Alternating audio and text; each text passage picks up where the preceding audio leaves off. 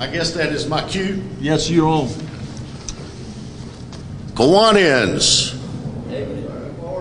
I tell you, I am more than honored again to return. I don't know if I got one of those votes like Steve got, but I'm here either way. Just want to say one word about Steve. He just retired from Wayne Community College. Our loss is your gain. He's a great guy, and you're going to enjoy his humor and camaraderie. All right, let's get started. We've got a lot to do. As you recall, those that were here, we have an assignment today, one of which that I am quite honored to be delegating, I guess, by honor of virtue. Right, Joe? Right, go ahead. And I'm here representing the Wayne County Historical Association as its president and also the Wayne County Museum. We are currently trying to gather all of the memories and histories that we can. And you have always been very upfront and foremost in helping provide that information. So, brought a little surprise along with me today in the form of Mr. Wayne Alley back in the back. I'm sure he's brought his team to video this event and hopefully to be shown on Channel 10 if y'all behave yourself. If not, we've got bail money. All right. First off, if you noticed at the very beginning, I passed out the very first historical issue of the River, Road, and Rail Pathways Through Our Past newsletter. Very first issue. So you are the first to receive it. That's what we feel we deserve to honor you for all that you've done to help us in our quest to gain the histories. So please keep that copy because hopefully one day one of them might be residing 100 years from now in the Wayne County Museum. So let's get started. Our assignment past was to bring forth stories of your past, of Wayne County and Goldsboro. I would like at this time for the Honorable Bob Hill to step forth. He's going to give us pretty much a format to go with. And if you would, the rest of you that have got these stories, be ready because we want to roll these things, keep them going. Turn it over to Mr. Bob Hill. Thank you, sir. I keep telling everybody there aren't any misters, any doctors, anything else. They're Kiwanians. They're Bob and Bill and Joe and Tom, and I wish you'd keep it that way. Anyway, Herman asked me and said, earliest history, earliest memory. My family originated in Kinston, where my older brother and I were born. 6 months after I was born in 1930, we moved to Goldsboro so my dad could improve his income by $5 a week working as a mechanic for C.J. Carroll Motor Company, the local Studebaker dealer, who knew my dad really knew how to fix things. When my mother was ready to deliver her third child, it was easy to understand that she wanted to go back to a familiar place for the birth that brings me to my earliest memory. It was January the 8th, 1933. I was 2 years old, and I was standing with my dad in a room at Mercer Parrott Hospital in Kinston. A nurse came into the room, putting a tiny baby into one of those old, white, iron baby cribs, some of you remember. She said sadly, the baby girl was premature, weighing only 1.5 pounds, and there's no hope for her. There's nothing we can do. The nurse started to leave the room, and my dad said, "No way, get me a doctor in here right now." As Paul Harvey used to say, now the rest of the story. My sister Peggy survived, grew up in Goldsboro, attended city schools, married, moved into New Bern, and had 2 daughters and 3 husbands. She played the piano like you would never believe, playing for churches, restaurants, clubs, and in her later years entertained at many senior citizens' facilities. She died 19 days before her 81st birthday, December 20th last year. Like was said earlier, my dad really knew how to fix things.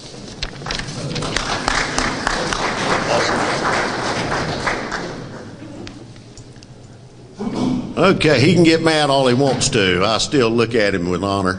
I grew up listening to him on WGBR, and later to be able to talk a little bit on that show was quite an honor. So, next up, here we go. All right, this one will be good. I hope so. Do you all remember 1947, the polio epidemic in this nation? Yes. My brother Bill, who's 5 years older than I am, one night was feeling very poorly, high fever, headache. It's very appropriate that we inducted Steve Clark in today because our family physician was Dr. Milton S. Clark. In those days, if you remember, the doctors would come to your house. So Daddy called Dr. Clark, and sure enough, about midnight, he comes to my house on 400 block of East Mulberry Street. Looked him over, took him out to Wayne Memorial Hospital, did a spinal tap, and within about an hour and a half was at Rex Hospital with polio. That was the only case in Wayne County in 1947, I think maybe even in 1948. But the quick thinking and the diagnostic tools that Dr. Clark had, my brother did not have any paralysis or any long-term effects from that disease, which comes from the second part of my story. When it was diagnosed that he had polio, Mother and I were quarantined to the house. We could not go outside for 4 weeks. And this was in the summer, and it was hot. And you remember Mr. Henry Wheel, Mr. Henry Wheel lived down on Mulberry Street, about the maybe the 1400 block. I lived in the 400 block.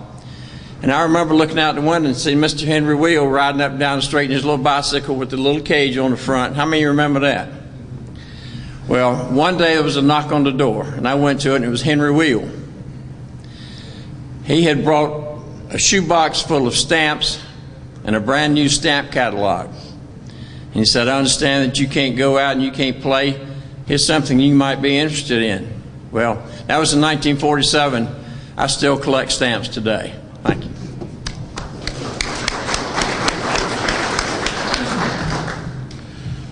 Mr. Tommy Gibson is the former mayor of Goldsboro, for those who don't know. You're what? Slightly less than honorable former. Okay, well, some of us think of you differently. But thank you, sir. Those are the type talks and memories that we're collecting. You may think them to be small, but in the minds of us local historians or wannabes, those stories are very important. So those are the type things that we'd like to hear. As small as it may seem to you, it's very big in our mind. We also want you to be sending us, don't forget, your photos to the Wayne County Museum. We can digitize them and you can get them back. But we're trying to do all the collections that we can get, just like what you see on the newsletters here. So it's very important. Your story is our story. And if you care to share it, we would like to have it. Please. We've got several things, not only Goldsboro, but all of Wayne County. We've currently got possession of some of the old football films of Goldsboro High School from the 50s. These type things are what we're working on. It was in the cooperation between or cooperation, excuse me, from the Wayne County Public Library with Marty Cheddar, who just recently did the baseball series that you probably saw on Channel 10, to the Wayne County Museum with all the programs that we're doing there. We're taking these collections and we're making an awesome collage of our county's history. Next up, we have Mr. Ward Kellum.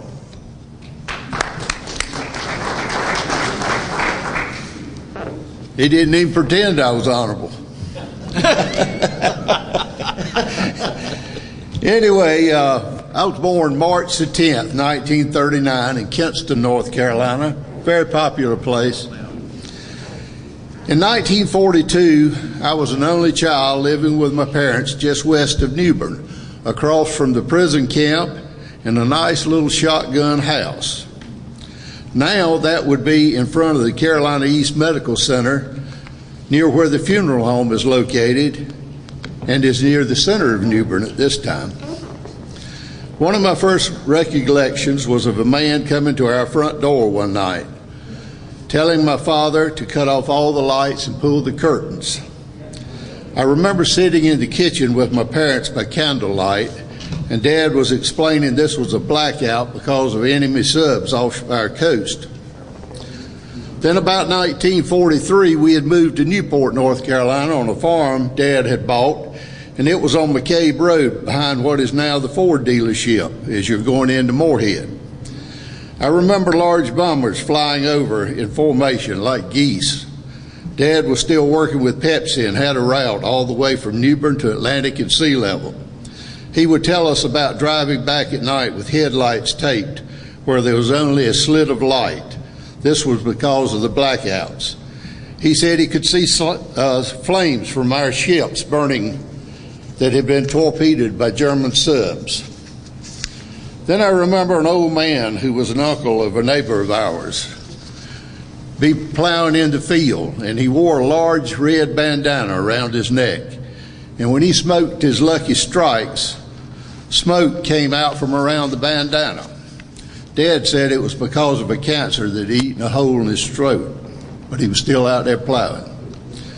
Heard tell of small aircrafts towing targets from fighter planes from Cherry Point Marine Air Base to practice shooting at. When these targets fell, a lot of times they fell near farms and near the livestock, scaring them. There were many complaints going into Cherry Point about this. So as a result, they began using bolts of silk for targets. Then the farmers' wives couldn't wait for a target to fall, as it was used to make homemade dresses. Dad had some kind of contract to haul garbage from the mess halls at Cherry Point, and we had some of the finest, best pots, pans, and tableware around. Seems like the men doing KP at Cherry Point didn't like to clean the hard-to-clean items, and they dropped them into the garbage can. Then there was a time he took our big truck and a load of Bogue Sound watermelons and carried them to Maryland to sell. Well, they were big watermelons, 50 to 70 pounds, and they didn't fit very well into ice boxes and refrigerators then. So he wound up trading the load of watermelons for a load of onions. And for days I rode with him peddling onions around Carteret County.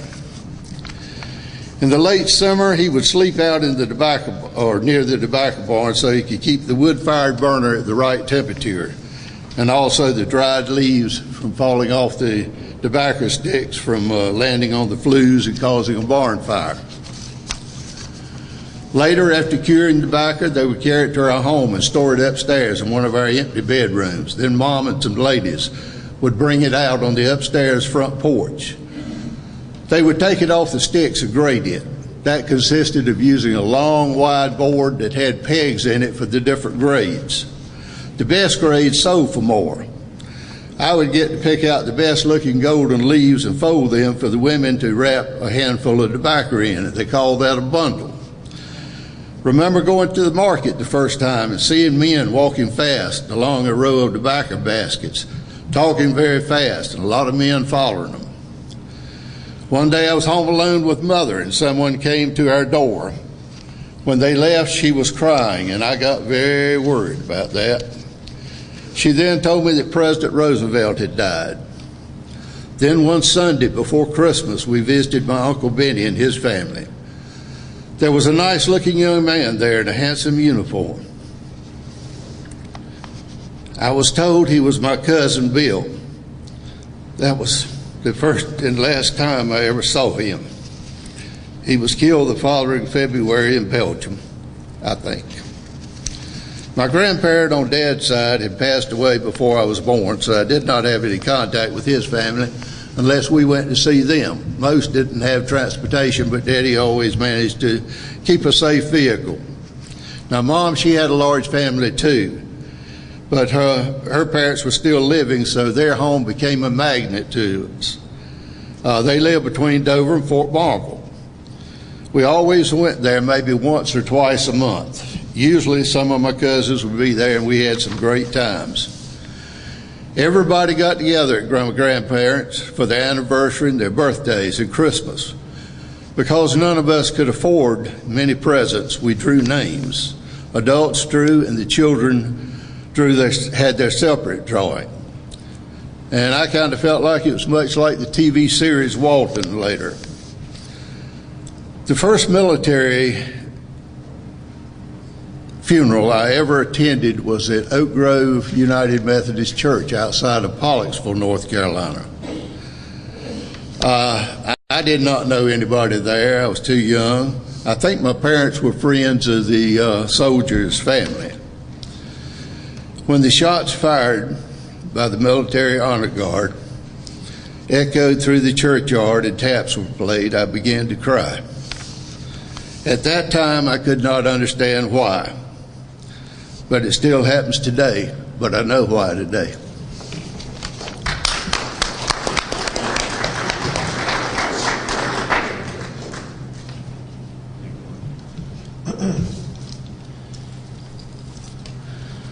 Thank you, Ward.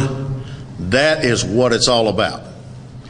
That story is our story. He may be talking about Carteret County, but there ain't hardly nothing in there that he didn't mention that I couldn't relate to, or from the stories that I've heard told from others, particularly hearing the stories of the engagements out at sea, and seeing where the subs were blowing up, particularly off the Wilmington coast. This is a special time that only you guys can relate to us, and we thank you. We're going to continue on with Mr. Phil McLeod, please. Thank you, sir. I'm Phil McLeod. This is short and sweet. I don't have any notes. It won't be long. I was born in October 1929, the month the banks fell. I don't remember that though, but I was born weighing 12 pounds in a farm home in my mother's bedroom, delivered by an old country doctor.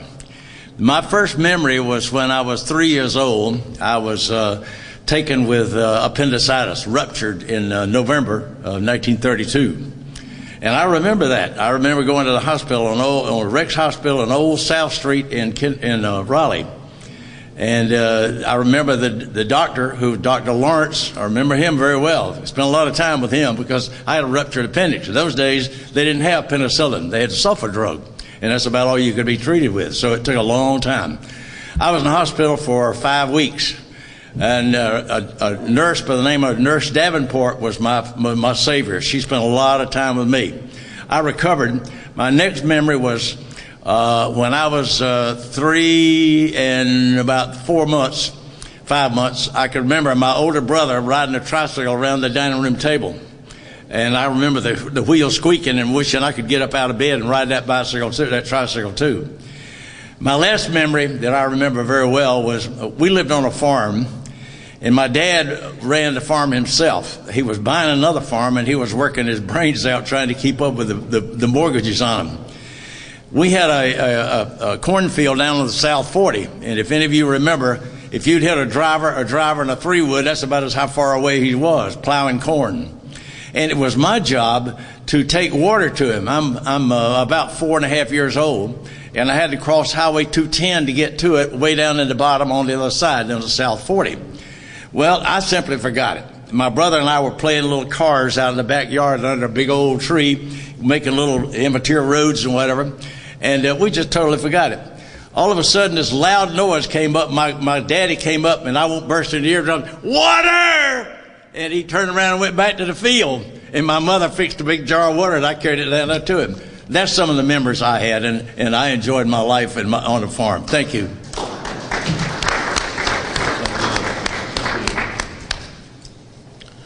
I don't know about you guys, but I'm having fun. I like these kind of stories. All right, who's up next? Come on, let's get this line going. All right, Mr. Steve Clark. And how's this? You've got a new member, and he's already participating full steam. Again, he just recently was served with me on the Wayne County Historical Board, so you've got a winner here. The Honorable Steve Clark. Excuse me for rushing, but I want to get it in and give others an opportunity. For those of you who've lived around Goldsboro for a while, you've been on Center Street a million times, up and down or whatever. If you want to go that way, you go. You want to come back both lanes, you want to go the other way, you turn around and go that way, both lanes. But up until about 1952 or 53, each side of the median was two-way traffic. Only the old-timers, and I've about 70 years in this area, would remember that. But I've got a picture up here in case anyone wants to see Goldsboro in 1952 or 53 for the purpose of seeing the different traffic method on Center Street. The earliest memory I have is the fire at Wheels Department Store. For those of you who have not lived here a long time, back in the old days when downtown was the focal point of retail activity, Wheels Department Store was the largest, most well-known, and there were some other well-known ones too, of all the retail outlets that were locally owned. In February of 1948, there was a fire, and this is just a couple of doors down from the Paramount Theater. There was a fire and Wheels burned to the ground. I can remember as a little youngin', my mama put me in the back of the car because she had heard on the radio, which is the way you learned things back then, that there was a fire. I can remember going down there. For the next year, the Wheels operated out of what is now the Wayne County Museum. That's where all their clothes and all the other stuff they had. For those of you who are interested, I've got 10 or 12 pictures up here of the vacant lot where Wheels had previously been. It's vacant because it had burned to the ground, and then it was rebuilt. So I can date this picture roughly April or May of 1948. And for the long timers, this will be of interest because it was the hottest story around for years. Thank you.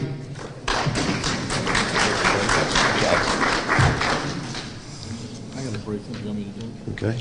One thing quickly on to follow up with what Steve just said. He has a great collection. He and Charlie Gaylor have worked very hard at collecting a lot of these photos. So if you get a chance, take a look at these. They will also probably be on our Wayne County Museum website. We have several pictures, a lot of which we need your identification on. So if you'll go to the Wayne County Museum website on the computers, if you need any help with that, call me and I'll help you. But you can help us identify a lot of these folks. Yeah. One quick thing, for those of you who are interested in old Goldsboro pictures, mainly the downtown area, let me tell you who's got them. The Peggy Seegers Senior Citizen Center has got incredible pictures. Now you got to go into every room to see them all. You can go into the Pines, and on the left there's a really good picture. Central Lunch, I don't know about now, they used to have a whole bunch of pictures. As far as individuals, Charlie Gaylor and I got a bunch of them, but the master is a guy named Tim Smith who owns Model Barbershop between Center Street and James Street. A lot of good stuff happening. All right, next up, we've got Joe McLeod. He's going to share a few thoughts. What I'm going to talk about is not as old as what some of y'all, it's sort of dear to me.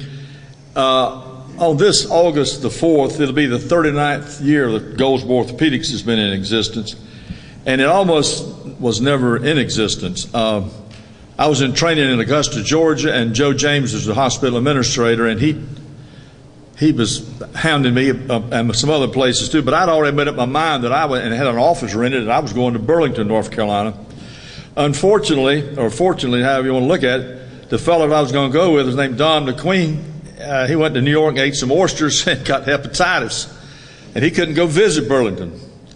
So I came home for Christmas that year, just like and Joe James called me at home, come over. So I came over here, and I liked very much what I saw. It was a nice new hospital, and I liked the community, and I really wasn't that crazy about living in the Triangle. Well, anyway, I asked, was anybody else looking? He said, well, let me look. So he looked around and said, there's a guy named Alan Harvin. Well, I knew Alan at Vanderbilt, so I didn't have to check him out. And I called him when I got back and said, look at this place when you go by next week and see, would you be interested in two guys going together? So we did. And then we came back. After we sort of decided to go in, I let the people in Burlington know I didn't want to rent that office anymore. I was paying them. And anyway, it just didn't, we had a hard time ever finding an office here in Goldsboro. And we almost didn't come on that basis, but we finally did. And bless his heart, Mr. Icky Peacock is the man that cast the stone that made us come. And he said, you go up Wayne Memorial today, right where Burger King is. He said, I'll build you an office there. And he told us what he'd do it for, and we could afford what he was willing to charge us. And so that's how we got going and got Goldsboro Orthopedic started. So.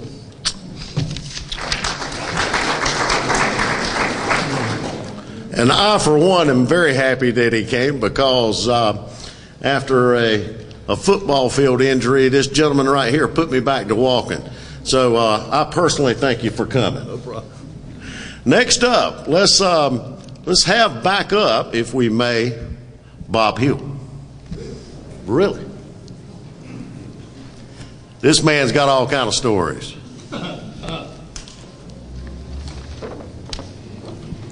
Well, speaking of radio, WGBR, they'll be celebrating 75 years next month. I remember very well on Christmas Day, 1961, sitting out playing Christmas carols by myself, because it was everybody wanted to get off. And I had a phone number from my sister-in-law about a nurse that she was working with at Wayne Memorial Hospital who might be interested in a little social activity. And so while I was playing one of the tunes, I picked up the phone and called this number, and the person on the other end sounded mighty drowsy, and I'd never seen or heard of her before. And she said, hello? I said, this is Bob Hill. She said, oh, really? I said, what's happened? And she said, well, I had to work all night and I just got into bed, but anyway, what do you want? And I said, well, I was told that you might be interested in a little socializing. She said, oh, okay. Anyway, the next night, on December the 26th, we had our first date. And I took her home and met her dad. He was a fellow called Jack Daniels. But before I say that, when I knocked on the door out there, I'd never seen the girl before, and this big guy came to the door, and I said, I'm Bob Hill. He said, I'm Jack Daniels. I said, oh, my favorite drinking whiskey. And he laughed, and we got along fine. But anyway, I'm told that after that first date, Linda said that she was going to marry that guy. And 66 days later, it happened. But tell you, friends, our first baby was not born until 1964.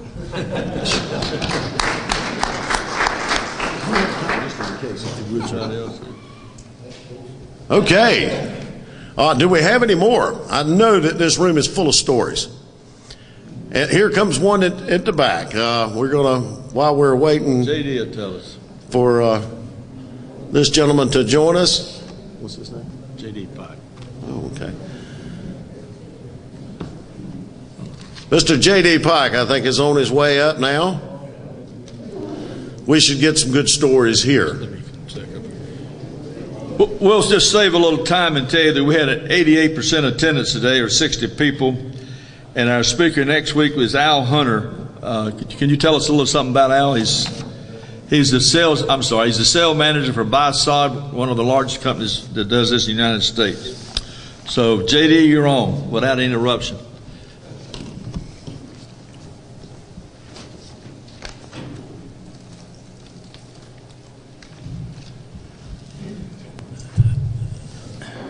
I was living in Raleigh at the time, and I was 6 years old, and an owl flew down the chimney, and this maid that was helping Mom captured him and was going to release him out the back door, and I said, wait a minute, I want you to save him because I want Daddy to see him when he gets home. So we had this plastic bucket there, and she tied a string around the owl's leg and tied the other end to the handle of the bucket and put him on the front porch. Well, I could hardly wait for Daddy to get home that night, but when he finally did, I ran out and met him. And I said, Dad, guess what? I said, he said, what? I said, I got something I want you to see. He said, what? I said, come on, go on the porch. I want to show it to you. Well, we got him down. I was so excited, I accidentally hit the side of the bucket with my toe. And when I did, the owl flew off, bucket and all, and Daddy never did get to see him.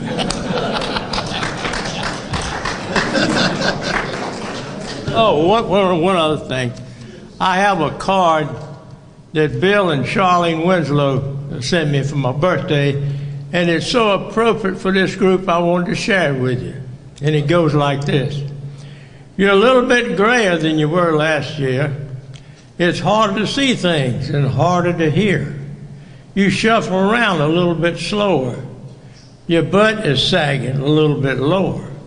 Your cholesterol's high and your memory's shot. You can't even count all the wrinkles you got. But there's some good things about getting old, too. The only thing is I can't remember. How about you?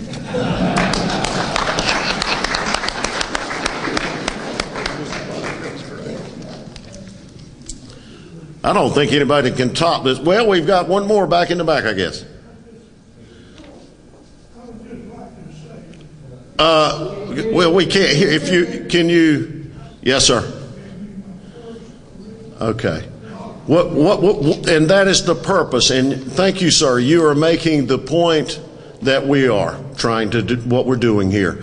Before, and it happens to all of us, our memories do fade.